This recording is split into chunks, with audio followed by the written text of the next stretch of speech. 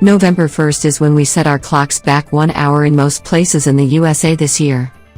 I was prompted by Kim Cotham to tell what I knew about daylight savings time, so if you ever wondered, it did serve a purpose and it was good for the nation at one time. Adjusting our clocks was first proposed by Freemason Ben Franklin. When he was the ambassador to France, he noted on his evening walks that the French burned candles at night for the light, and closed the shutters in the morning to keep out the very light that they paid to have the night before. Research into modern sleep habits shows that when humans are away from artificial light and alarm clocks, they tend to sleep for 9 hours, but with artificial light and alarm clocks, the average person gets less than 8 hours of sleep. But back to our story, as we will take a look at sleep another day.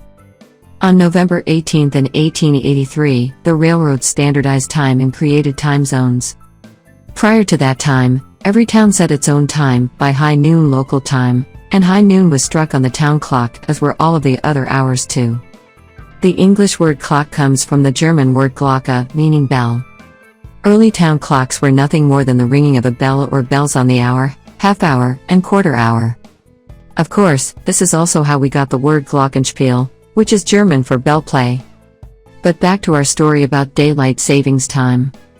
Setting time by the sun at each point along the rail lines just wouldn't work with the modern era of rapid travel, and the need to keep the trains on time.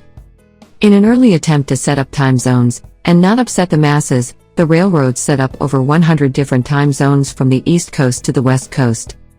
Shortly thereafter, Congress set in place daylight savings time, at the request of the railroads, but what was said was it was to aid agriculture. This really wasn't true, since farmers are driven by the sun and not the clock. With modern lighting and other technologies, there's not the need to keep daylight savings time around any longer. Traffic accident statistics support this idea too. It is a fact that there are more early morning traffic incidents in the weeks following the time changes than at any other time. Then, at the turn of the century, the Weber brothers started a metal fabrication shop in Chicago. The main products were buoys, and the shape of the buoy inspired one employee to invent the outdoor grill. This then sparked a whole new industry, the backyard barbecue industry. And this impacted daylight savings time even more, as we will soon see. As you drive through old neighborhoods, you will see that houses were designed with large front porches. People would spend a great deal of time on the front porch, thereby getting to know their neighbors better, and this built community. Then along came the backyard barbecue industry, and it promoted moving families into the backyard.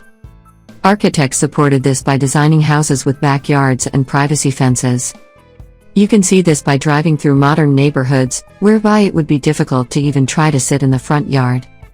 The last time that Congress changed daylight savings time was when the backyard barbecue industry lobbied to extend daylight savings time a few weeks in both directions. The backyard barbecue industry did this under the guise that it would create more family time, and stronger bonds with children, and their parents. What it really did was, it got people to buy more briquettes, grills, starter fluid, potato chips, hamburgers, and hot dogs, along with lots of condiments.